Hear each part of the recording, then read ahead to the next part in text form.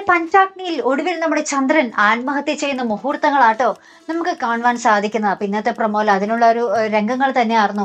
ആദ്യം കാണിക്കുന്നത് നമ്മുടെ മഹേന്ദ്രൻ ആശുപത്രിയിൽ കിടക്കുന്നത് തന്നെയാണ്. അപ്പൊ നമ്മുടെ കലാവതിക്ക് ഒരു വീഡിയോ കാണിച്ചു കൊടുക്കുന്നുണ്ട് നമ്മുടെ മഹേന്ദ്രൻ. അതില് നമ്മുടെ സുമേഷ് കൃത്യമായിട്ട് ആ ഒരു മറ്റേ കാൻഡിൽ ബോംബ് വെക്കുന്നൊരു സീൻ നമ്മുടെ ആ ഫോണിൽ ആ വീഡിയോയിൽ കൃത്യമായിട്ട് കിട്ടിയിട്ടുണ്ട് കേട്ടോ. അത് ആര് പകർത്തിയതാണെന്ന് അറിയില്ല, ഇനി മഹേന്ദ്രൻ തന്നെ എടുത്തതാണോ എന്ന് അറിയില്ല കേട്ടോ.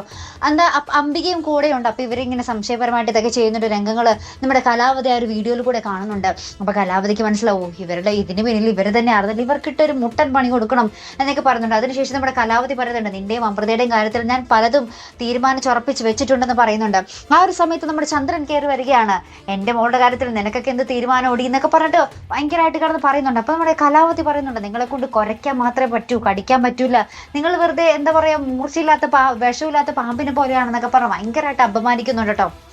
അപ്പൊ തന്നെ നമ്മുടെ ചന്ദ്രൻ ആ ഒരു കാട്ടക്കലിപ്പിൽ നമ്മുടെ കലാവതിയുടെ കാരണം അടിച്ചു പൊളിക്കുന്ന നിമിഷങ്ങൾ തന്നെയാട്ടോ നമുക്ക് ഇന്നത്തെ പ്രൊമോയിൽ കാണുവാൻ സാധിക്കുന്നത്.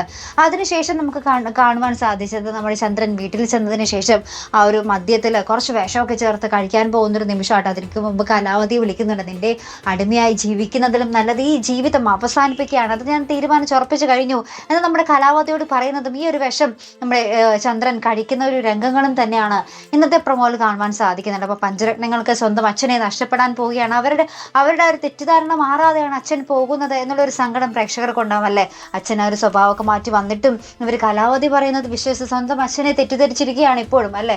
ആ ഒരു തെറ്റിദ്ധാരണ മാറാതെയാണല്ലോ ചന്ദ്രൻ എന്താ പറയാ ഈ ഇവിടെ നിന്നും പഞ്ചരത്നങ്ങളെ വിട്ട് പോകുന്നതെന്ന് ഓർക്കുമ്പോൾ ഒരു ചെറിയൊരു സങ്കടമുണ്ട്. എന്തായാലും നമുക്ക് കണ്ടു നോക്കാം ചന്ദ്രനെ രക്ഷിക്കാൻ ആരെങ്കിലും വരുമോ എന്നൊക്കെ നമുക്ക് കാത്തിരുന്നതിനെ കാണാട്ടോ. അപ്പോൾ ഇതുപോലെ പ്രൊമോ റിവ്യൂസിനും എപ്പിസോഡ് റിവ്യൂസിനും ഒക്കെ നിങ്ങൾ മറക്കാതെ ചാനൽ സബ്സ്ക്രൈബ് ചെയ്യുക.